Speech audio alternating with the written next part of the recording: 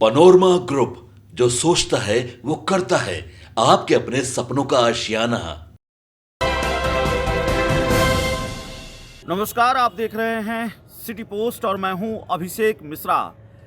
देखिए, बिहार में 4 विधानसभा सीटों को लेकर जो उपचुनाव हो रहे हैं उसके लिए कल वोटिंग होनी है। कल 13 नवंबर की तारीख और इस तारीख पर कल वोट डाले जाएंगे। बिहार में इमामगंज की सीट के लिए, रामगढ़ की सीट के लिए, बेलागंज और तरारी विधानसभा सीट के लिए। बिहार विधानसभा चुनाव 2025 में होने हैं, यानी अगले साल होने हैं। 1 साल का तकरीबन वक्त बचा हुआ है बिहार विधानसभा चुनाव में। और बिहार विधानसभा चुनाव से पहले इस उपचुनाव को सेमीफाइनल माना जा रहा है। ये माना जा रहा है कि ये सत्ता का सेमीफाइनल है और बिहार उपचुनाव का नतीजा बहुत कुछ तय करेगा, या बहुत सारे संकेत मिलेंगे, बहुत सारे सवालों के जवाब मिलेंगे आगामी विधानसभा चुनाव को लेकर। आगामी विधानसभा चुनाव की संभावित तस्वीर क्या होगी, उससे थोड़ा बहुत उपचुनाव के नतीजों से थोड़ी बहुत बात समझ में आ जाएगी।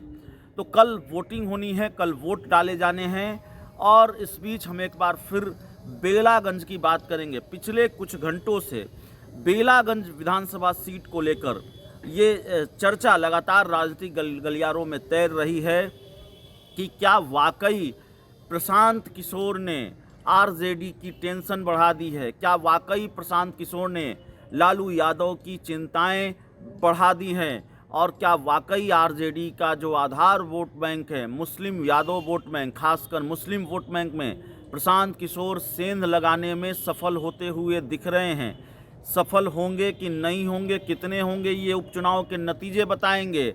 लेकिन जेडीयू भी सवाल उठा रही है कि तेजस्वी यादव पर भरोसा नहीं रहा लालू यादव को, और लालू यादव को प्रचार करना पड़ा जाकर बेलागंज में। और कोशिश जो रही है, जिस तरीके का घटनाक्रम रहा है, वो भी इस बात के संकेत देता है कि कहीं ना कहीं आरजेडी के अंदर इस बात का डर तो रहा है कि प्रशांत किशोर कहीं खेल खराब न कर दें। तभी हिना साहब की एंट्री होती है, ओसामा साहब को बेलागंज में लगाया जाता है, तेजस्वी यादव डटे हुए हैं और लालू यादव भी प्रचार कर आए हैं। लालू यादव ने भी बेलागंज में प्रचार किया है।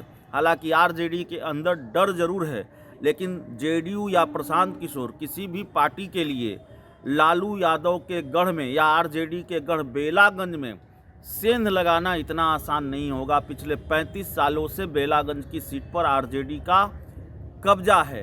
तो उपचुनाव का नतीजा बताएगा सेंध लगी कि नहीं लगी, गढ़ लालू यादव बचा पाए कि नहीं बचा पाए, आरजेडी बचा पाई कि नहीं बचा पाई।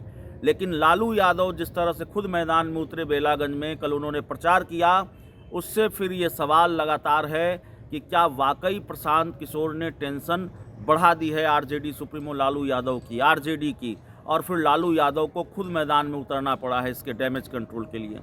इस रिपोर्ट में इतना ही। बहुत बहुत धन्यवाद।